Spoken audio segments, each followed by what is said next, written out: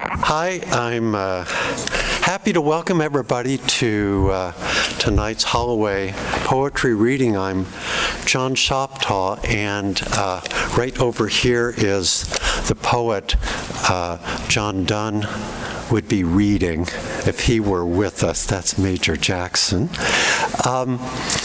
The opening poet this evening is first-year grad student Allison Neal, and introducing Major Jackson will be another first year. I have to meet this class. Another first year, Ishmael Muhammad.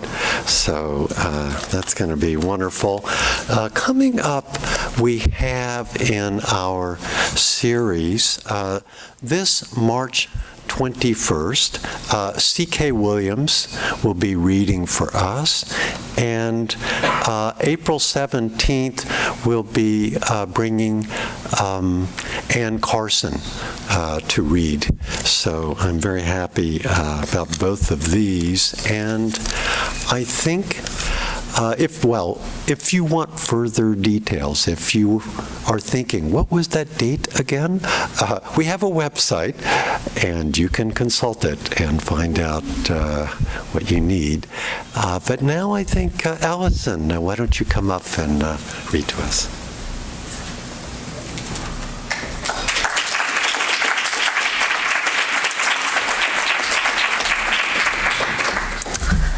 All right, I'm going to be reading from a sequence of love poems that I've been working on, so hopefully you'll enjoy them.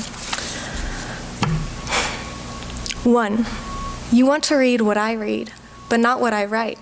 Now what kind of care is that? And what kind of poem is this?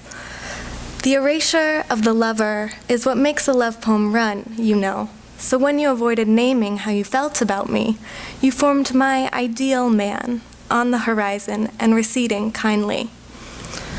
I guess saying that my attraction began with your reluctance is no new story, but I think I misunderstood the exercise. That the earth moves around the sun is no real statement of longing, despite its initial romantic pull. When I first formed circles round you, no progress but in movement, etc., I either wasn't pushing hard enough or never set off fully. Trickles don't form waterfalls, rivers, or even empty beds. I'm saying, man, that I developed a gradual obsession with you, a phrase that admittedly doesn't work for lack of mania.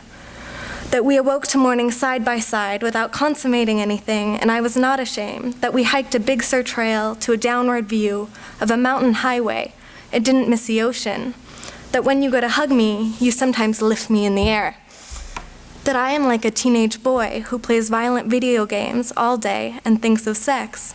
That you are like the carpet floor and his mother. 2. What to do without the mania? I might have enjoyed the collapse of it. We awoke, my eyes on yours, our visit to the fruit market as much there as the morning's cresting light, as much as the path of our cigarette smoke some night, etc. The stock images are all here for us, okay, but there's no real rush to the surface. We have no dawn, and your backward movement is catching like a yawn. 3. It's clear that you're always denying me what it is I want. It's clear that I refuse your denial in some sad mirror gesture. Because in your presence, the idea of a lover seems insane. Because in your presence, I am the lover blinking in the fog-lit light. When you wake, I am putting on my makeup in the car mirror, and you are thinking of your contact lenses. 4. Let me explain. I was convinced that reading Spring and All would shed a light on my academic aspirations, though I was not yet quite devoted. I read it every morning for a week as I awoke, willing love or its first bloom.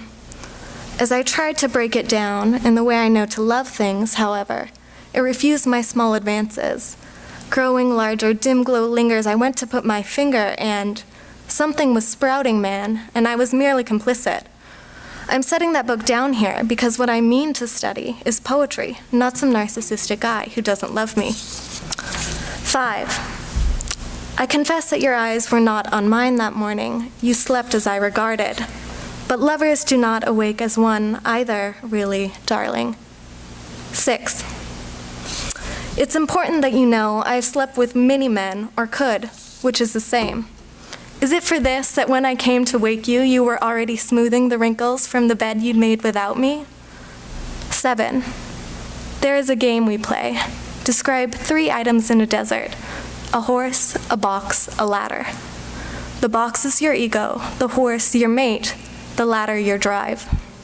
In my desert, the horse is tiny and lives in a clear box, while the ladder drips black plastic. You know how they say you can lead a horse to water? A, my horse lives in a box. B, my horse is in the desert. Despite its disappointments, it is still a pretty fun game. 8. The phone rang as I was writing this, and I only even thought to look up to see if it was you, though it's not like I'm some girl who waits by the phone when there's a lot of other things to wait for. Because I was writing and I was thinking of you and the things you might say that I could write down. When you called, you said I didn't mean to call. I wrote this down. When you called, I was involved in writing. When you said, I was going to write you an email, and I said, what? Because I'm always filling in some gap with you, and on the phone you speak so soft, and I'm so scared I'm not being faithful. When you called, I thought I heard dawn ringing, but really that was just its break. 9. When you rush through a poem, you miss the lush space of things. When you notice you were rushing, it's just a touch too late. Because when the hero embarks on a maiden voyage, she is asking us a question, because the body following a question is like dead weight. 10. The more that you refuse me, the more I trace my figure in the mirror. The more time we spend together, the less you call me, the more time I spend waiting. The more that I am not your image, the more that I am not my own, the more that the circle wants no center, that my desire will not extend, that I cannot meet my own gaze, that there is no end, and I am losing interest. 11.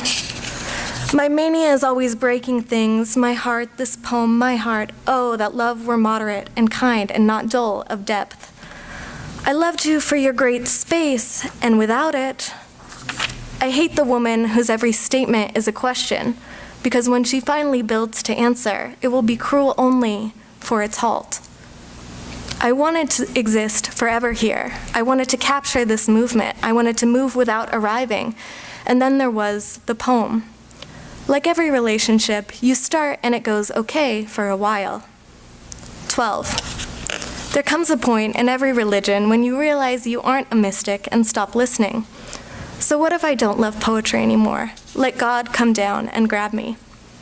13. What were we before dawn broke, or what was I seeking? A circle resists being written, is to write it, is to flatten it, is to arrive in flat light on unfertile ground. Here is my theory for why I woke first. I was the one moving round the break of your cloaked sun. I was the 14. Falling asleep next to you was like watching someone wink at you all night long. I have a serious sense of humor because I too much love the joke. 15. The sun, it came, I watched it. The sun, it dawned, I caught it, and burned it in my blinking eye, the lover's empty bed hollowing the waxing frame. 16.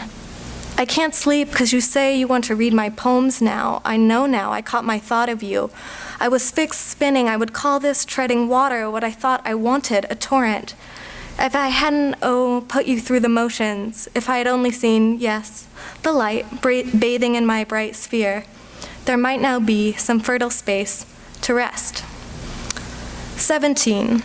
In my dreams, I loved a poem, I wrote a man, and waking, wept to sleep again, and circle round that garden.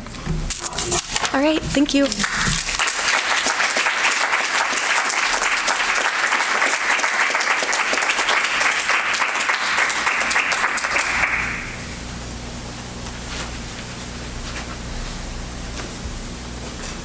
Thank you, Allison. That was great. Thanks for that.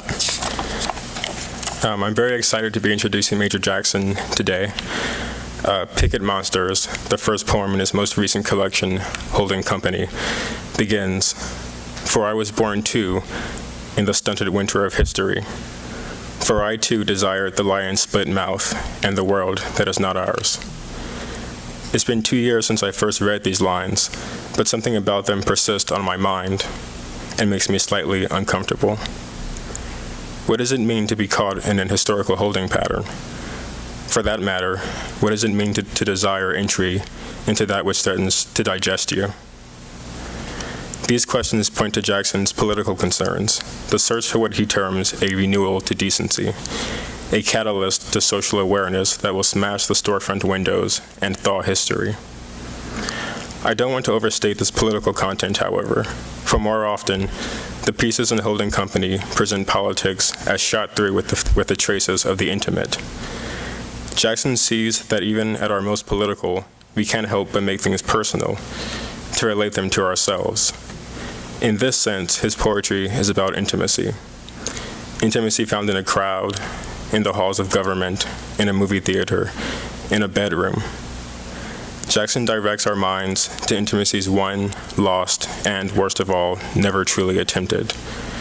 Whether taking liberties with Leni Riefenstahl's alleged affection for Adolf Hitler, or poking fun at a latter-day Lothario who kicks serious game, Jackson has his ear trained to the frequencies at which individuals coalesce into something more than mere selves. By dint of their persistent strangeness, the poems in Holding Company invite us to do the same. Please welcome Major Jackson.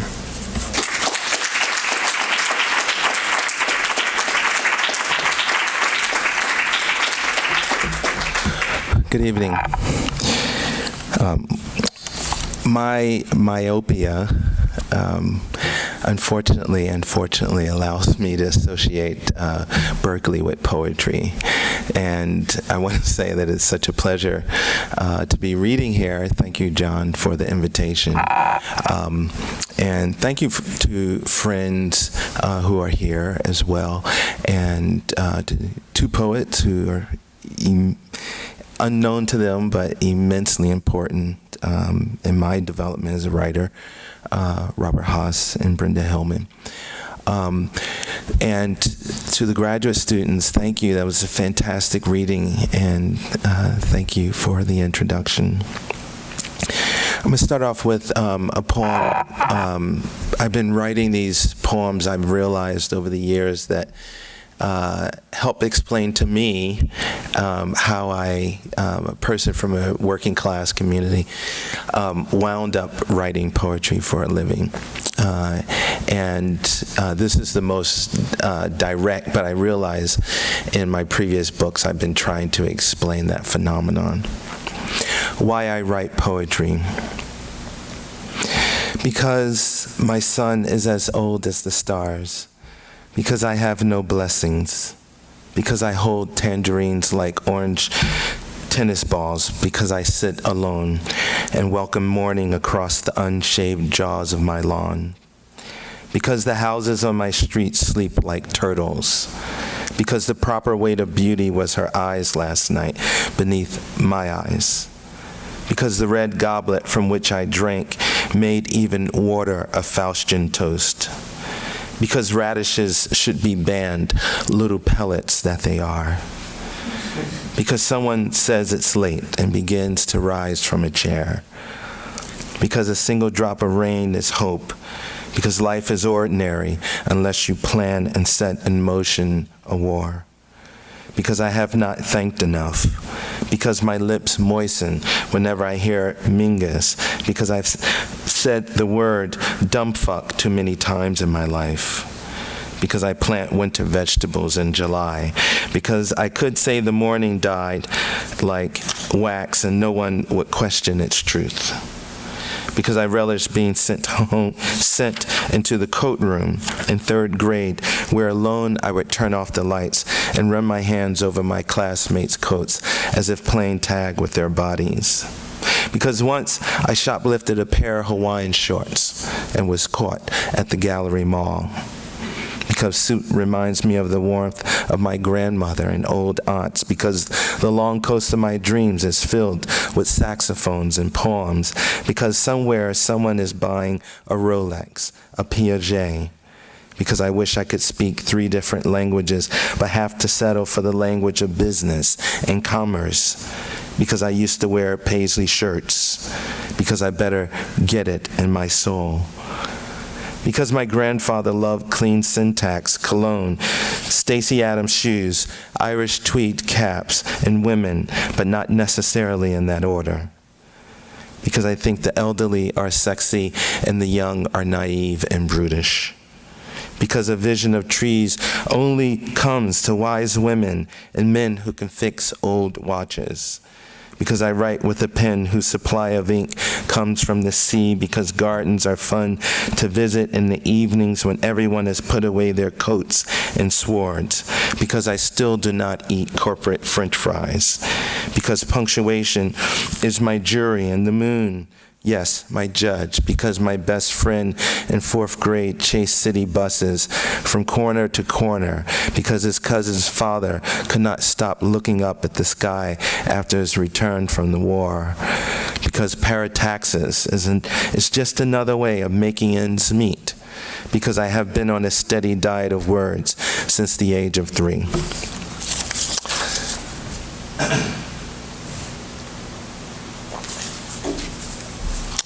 Water. Okay. This is a new poem, and it's called On Disappearing, and I expect it to be longer, but I like where it is now, so let's try this. On disappearing. I have not disappeared. The boulevard is full of my steps. The sky is full of my thinking. The Archbishop prays for my soul. I have not disappeared, even though we only met once, and even then he was busy waving at his congregation. The ticking clocks sway back and forth as though sweeping up my eyes and my tattoos and my metaphors, and what comes up are the great paragraphs of dust, which also carry motes of my existence. I have not disappeared. My wife thrives inside my kiss. My pulse was given to her many times in many countries. The bread we eat is communion with our ancestors, who also have not disappeared. Their delicate songs I wear on my eyelids. Their smiles have given me freedom, which is a crater I keep falling in. When I bite into the 2 halves of an orange, which look like my lungs, a delta of juices bursts down my chin, and like magic makes me appear to those who think I've disappeared. It's too bad war makes people disappear like chess pieces, and that prisons turn prisoners into movie endings. When I fade into the mountains on a forest trail, I still have not disappeared, even though the greenness turns my arms and my legs into oak.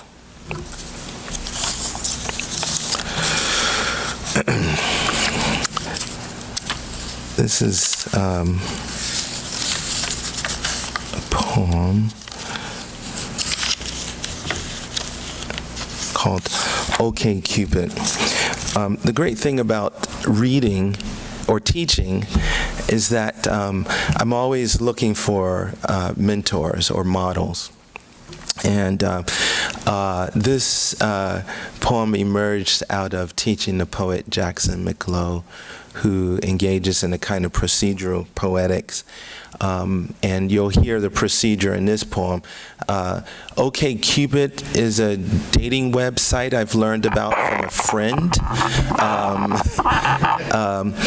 Not that I haven't done my own forays, which lasted pretty swiftly. What appalled me about it was all the categories, and so and the subjectivities that we are supposed to claim. And so I wanted to play with that. So let me just say, if you embody one of these subjectivities, it's not you. It's the idea of categories, you're being categorized. Because I think we're too complex to be reduced. Although they tell me online dating is more efficient than going to a wedding and meeting someone there or a bar. Okay, Cupid. Dating a Catholic is like dating a tribe. And dating a tribe is like dating a nation. And dating a nation is like dating a football star. And dating a football star is like dating a new car. And dating a new car is like dating an air freshener. And dating an air freshener is like dating a fake tree. And dating a fake tree is like dating silver tinsel. And dating silver tinsel is like dating a holiday. And dating a holiday is like dating a black man. And dating a black man is like dating a top. And dating a top is like dating a bottom. And dating a bottom is like dating an Asian. And dating an Asian is like dating a dragon. And dating a dragon is like dating a fireplace. And dating a fireplace is like dating a mantle. And dating a mantle is like dating a picture frame. And dating a picture frame is like dating Martin Luther King with Jesus. And dating Martin Luther King and Jesus is like dating a threesome. And dating a threesome is like dating a commune. And dating a commune is like dating an unachievable idea. And dating an idea is like dating the Enlightenment. And dating the Enlightenment is like dating science. And dating science is like dating a beaker. And dating a beaker is like dating a pharmacy. And dating a pharmacy is like dating a dealer. And dating a dealer is like dating a supply chain. And dating a supply chain is like dating a Republican. And dating a Republican is like dating winter. And dating winter is like dating Demeter. And dating Demeter is like dating corn. And dating corn is like dating pancakes. And dating pancakes is like dating a blowjob. And dating a blowjob is like dating an orgasm. And dating an orgasm is like dating utopia. And dating utopia is like dating an Amish woman. And dating an Amish woman is like dating a Luddite. And dating a Luddite is like dating a folk hero. And dating a folk hero is like dating Robert Zimmerman. And dating Robert Zimmerman is like dating history. And dating history is like dating a white man. And dating a white man is like dating insecurity. And dating insecurity is like dating a Hummer. And dating a Hummer is like dating the Pentagon. And dating the Pentagon is like dating a lost star. And dating a lost star is like dating a liberal. And dating a liberal is like dating a Jew. And dating a Jew is like dating a lamp. And dating a lamp is like dating a blonde. And dating a blonde is like dating a Swede. And dating a Swede is like dating IKEA. And dating IKEA is like dating Whole Foods.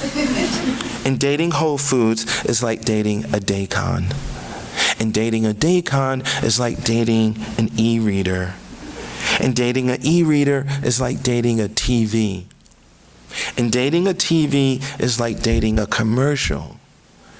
And dating a commercial is like dating a serial murderer. And dating a serial murderer is like dating Raskolnikov. And dating Raskolnikov is like dating a rationalist. And dating a rationalist is like dating an academic. And dating an academic is like dating a CV. And dating a CV is like dating a white woman. And dating a white woman is like dating a bread line. And dating a bread line is like dating a pat of butter. And dating a pat of butter is like dating a femme fatale. And dating a femme fatale is like dating Paris Hilton. And dating Paris Hilton is like dating a tabloid. And dating a tabloid is like dating a communist. And dating a communist is like dating cut flowers. And dating cut flowers is like dating infidelity. And dating infidelity is like dating a pool.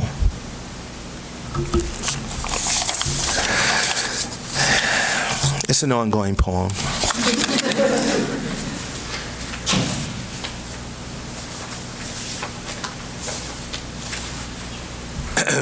I just edited this volume of collected poems for the Library of America of the collected poems of County Cullen, and also some unpublished poems. There's not a big celebration, but I decided that for the next year or so, I would include a few of his poems. My hope is that we might come to appreciate him for more than the poet who wrote that famous couplet, anyone know? Anyone know? I doubt not that God is good, right? And then at the end, yet to make a poet black and bid him sing. And he was also the subject of Langston Hughes's famous essay, The Negro Artist in the Racial Mountain, even though he wasn't named, as someone who wanted to be recognized as a poet and not a black poet. And Langston Hughes very famously read this, critiqued this as wanting to be white. My hope is that in reading the whole volume of County Cullen, we'll come to appreciate him for more than just those two signifiers. He wrote early on a collection of epitaphs, and I thought I would read a few of them. They're very short. Epitaph for a Cynic. Birth is a crime all men commit. Life gives them time to atone for it. Death ends the rhyme as the price for it. Epitaph for a virgin. For 40 years I shunned the lust inherent in my clay. Death only was so amorous, I let him have his way. Epitaph for an atheist. Mountains cover me like rain, billows whirl and rise, hide me from the stabbing pain of his reproachful eyes. Epitaph for a philosopher. Here lies one who tried to solve the riddle of being and breath. The wee blind mole that gnaws his bones tells him the answer is death. Epitaph for a mouthy woman. God and the devil still are wrangling. Which should have her? Which repel? God wants no discord in his heaven. Satan has enough in hell.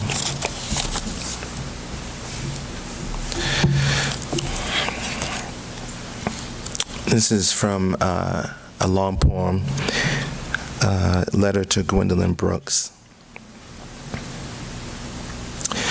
O Orpheus, grant the skills to stir the dead, like Kanye mixing music with fire, spitting souls through wires. Let me chauffeur the true and living through muck and mire. Rescue the underground so they aim higher. Grant the gift to chisel words like De Beers. Let words dangle verbal gems for their ears. I put a premium on rhymes. How could I not? Living the times of the super MCs, where styles are deaf and lyrics fly, tight the way our minds move over beats and grooves. Our brain matter's amped, mic check, so we non-stop. My spirit fills echoes thanks to hip-hop. I thought to send this note to Tupac, then wondered if he's there with you. Rumor has it he's far from dead, that in fact he lives like Asada in Cuba, having fled death row. His mask consumes us still, a rapper shot, a martyr is born. Sad not the man, but the image we mourn. A cafeteria was all one needed. A beatbox firm as the heart. We begin a flow, spitting rhymes that superseded our teacher's verdict.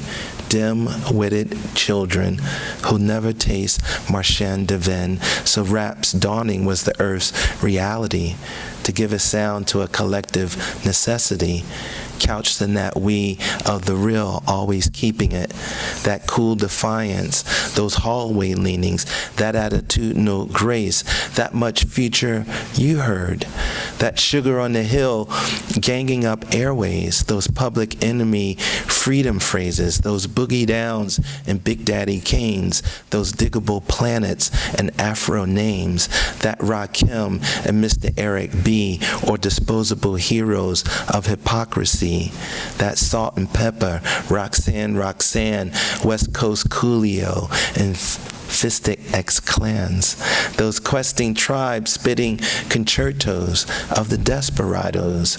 But the boom bap's done gone jiggy, and every other word is ho or niggy, nicka, still all the same.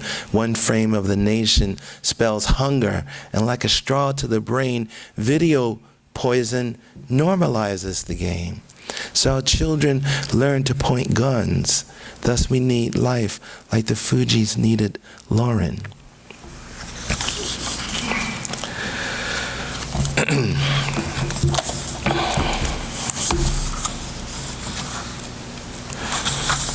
Okay, these are from Holding Company. I'm keeping track of time. I've been reading 18 minutes. Okay. Manna. As if every evening your body is a smile mingling with the sea, or the sky's last song over the cenotaph of violets wilting in Eastham. On the day of the crime, the afternoon was empty.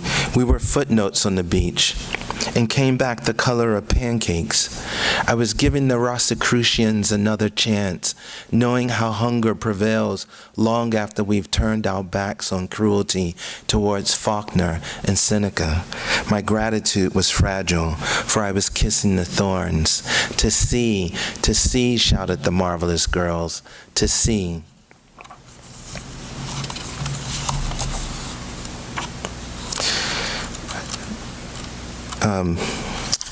This is called Paraplume, and I like it because Buster Keaton is in this poem, and I've been introducing my son, 9-year-old son, to Buster Keaton, and the brilliance of his humor reaches into the 21st century to this little kid who seems to cannot get enough of him. The title is called Paraplume, and when I was writing and I looked this word up, apparently the only poet to have used this was Ezra Pound. So I decided to be the second poet to use it, and then I hand it off to you, and then you all can go and write a poem called Paraplume. The notion that the land gave us flying, you said, or conceivably flying made us aware of the notion of land, was your most recent attempt to strike a lasting chord. Of course, this exposed our admiration for the hard-hatted surveyor, wide-eyeing a dumpy level. There is in me someone who would rather fall out a window, Buster Keaton-like, and come up important like a tripod. Gurdjieff nearly cried for collaboration. We both pointed to his eminently readable mustache, graspable, yet airborne.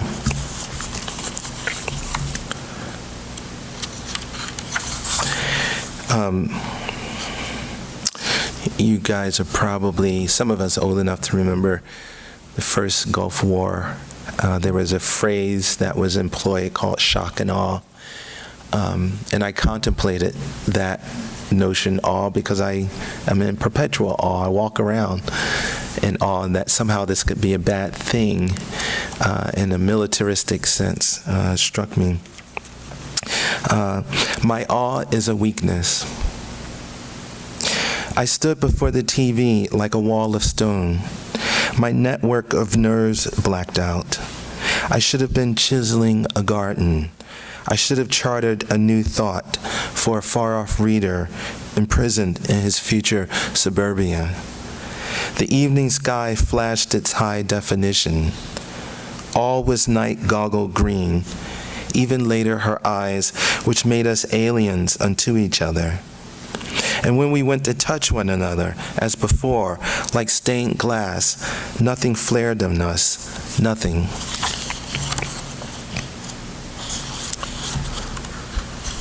Leave it all up to me. All we want is to succumb to a single kiss that will contain us like a marathon with no finish line. And if so, that we land like newspapers before sunrise. Halcyon mornings like blue martinis. I am learning the steps to a foreign song. Her mind was torpedo, and her body was storm, a kind of wow. All we want is a metropolis of Sundays, an empire of hand-holding and park benches. She says, leave it all up to me.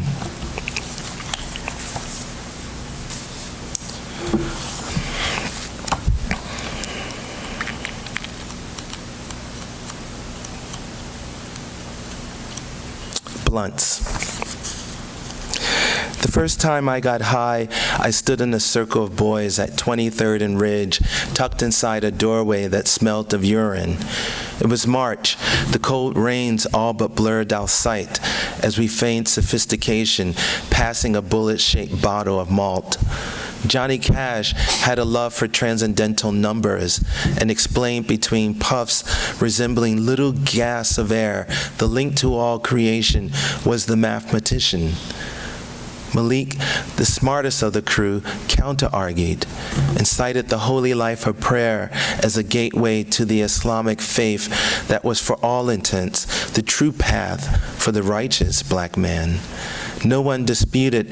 Malik cocked his head, pinched the joint, and pulled so hard we imagined his lips crazy glued into stiff O's.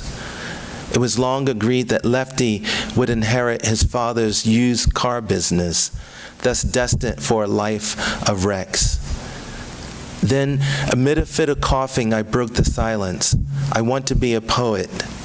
It was nearing dinner time. Jesus lived here. His sister was yelling at their siblings over the evening news and game shows. The stench of hot dogs and sauerkraut drifted down the dank hallway. A pre-spring wind flapped the plastic covering of a junkman's shopping cart as Eddie Hardrick licked left to right the thin strip of glue at the edge of a rolling paper, then uttered, "So, you want the tongue of God." I bent double in the blade of smoke and looked up for help. It was too late. We were tragically hip.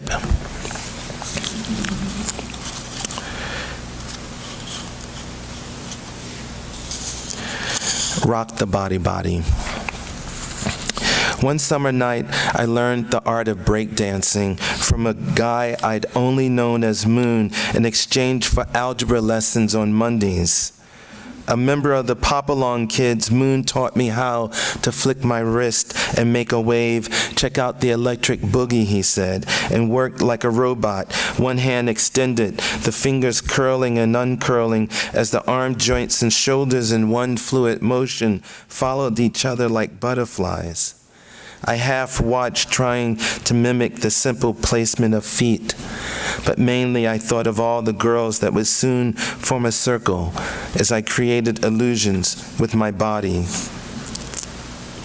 Mostly Saturdays I would pass out of sight on the dance floor at Chestnut and 13th beneath a vertiginous globe swirling as if each country were a beam of light. But nothing brought me closer to the body politic than when I thrust my arms out on rhythm and swung my torso pirouette fashion, doing the Cabbage Patch.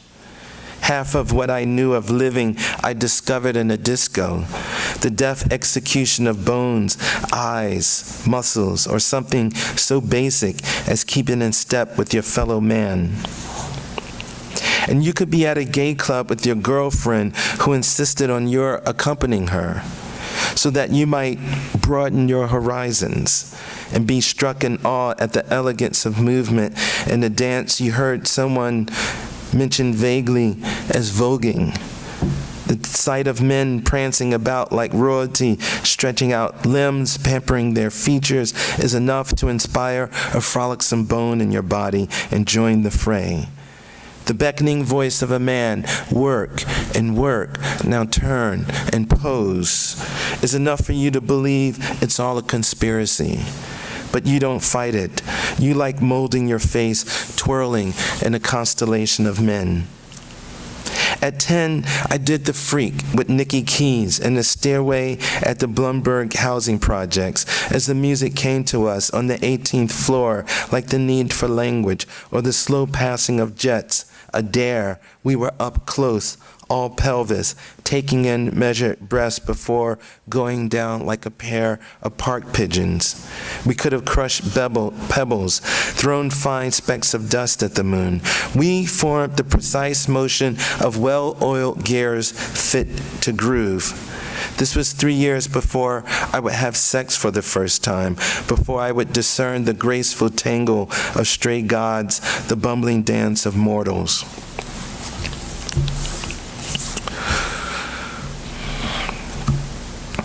Okay.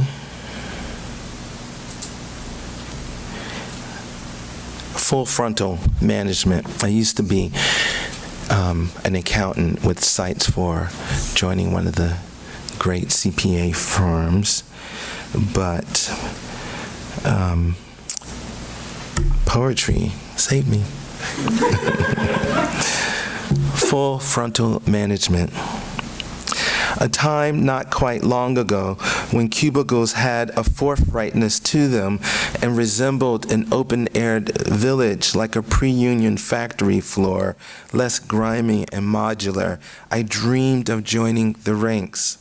Young and inexperienced in the ways of extended sage burning and other epitaphs, I knew not how to reach up and pull gravity to my head, like a tree-torn hat.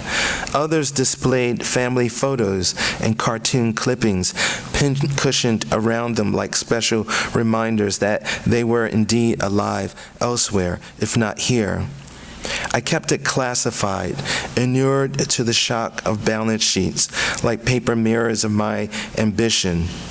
You are the dupe of soissons, is what the plants had to say. I went around whispering, kiss my upper face. In a few years, you won't regret it. And other soul-satisfying pratfalls. In the office kitchen, we grunted endlessly like spoiled debutantes in front of rows of fluted glassware. But of course, such practice emanciation was fadistic and meretricious. And we asked our glass eye.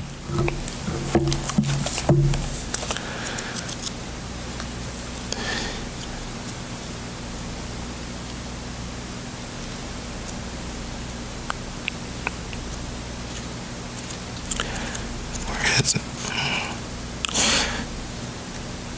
Okay. This is the end of the letter to Gwendolyn Brooks. And it opens up with a recognizable phrase from one of her poems, When You Have Forgotten Sundays, a love song. When you have forgotten to bring into play that fragrant morsel of rhetoric crisp as autumnal air, when you have forgotten, say, sunlit corners, brick full of skylines, row homes, smokestacks, billboards, littered rooftops, and wondered what bread wrappers reflect of our hunger. When you have forgotten wide-brim hats, Sunday backseat leather rides to church, the door lock like a silver cane, the broad back swing or the great moan deep churning, and the shimmer flick of flat sticks, the lurch forward skip, hands up, alias drop. When you have forgotten the meaningful bop, hustlers and their care what may, blasé, ballet, and flight. When you have forgotten scruffy yards, miniature escapes, the way laundry lines strung up sag like shortened smiles. When you have forgotten the fishman barking his catch in inches up the street, I've got porgies, I've got trout, fishman, or his scoop and chain scale, his belief in shad and amberjack. When you have forgotten Ajax and 10 pails, blue crystals frothing on marble front steps Saturday mornings, or the garden of old men playing checkers, the curbs whitewashed like 2 lines out to the burbs, or the hopscotch squares painted new in the street, the pitter-patter of feet landing on rhymes. How do you like the weather, girls? All in together, girls.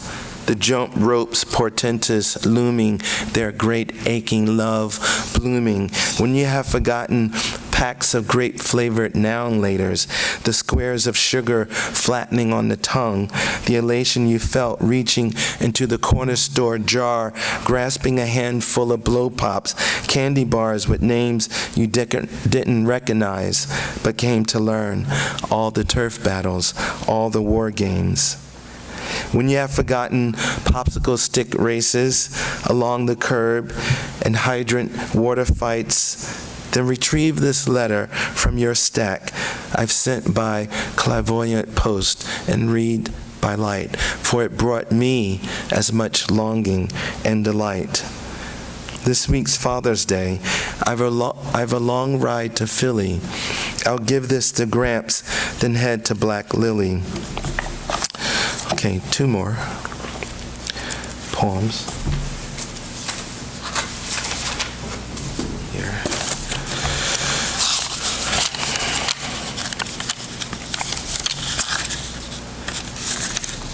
Yes. Okay, this is called Night Steps. I'll never forget the wind the corner whispered, nor the window darkness that was more a frame for the world's high-rise loneliness. I'll never forget the days we lingered beneath our fingerprints and how we were each other's private sacrament. The brooms and mops hung behind doors like secret agents. The crooks of our knees ached from all the praying. Our astonished hands could not keep up, being daydreamers of water towers and such.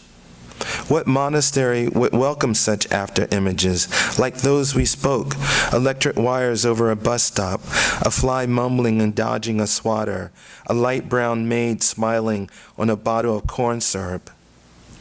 I'll never forget such sprigs of trembling and honeysuckle, nor other forms of desire. The night steps of an upright bass, or blue eyeshadow like slashes beneath my mother's brow.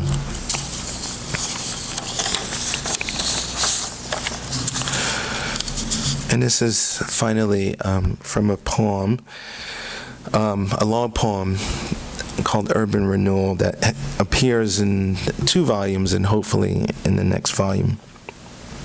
Urban Renewal number 24. Never get used to this. The morning slow prayers of palm leaves. The feisty light caressing the cube halls on the hills in the horror. The mewling psalms of homeless cats. The surf roiling its evaporating tubes. Salute the snails climbing in clusters like Sagaldo's miners up the stalk of a weed. Since what you grieve is not the sublime change of seasons, but the minor hurts you caused in loving too many women. The hot sun dazzles the eyes to a spectacle, but you've one more chance to focus, like the Grecian sparrow balanced on the precipice of a roof, nest matter in his mouth, looking for a moment to the shore. Then, like a lance, taking flight to build a home. Never get used to this. Yucca leaves lifting like a chorus of arms. The imperial blue of the Aegean Sea, splitting your heart into a million sparkling charms. Thank you.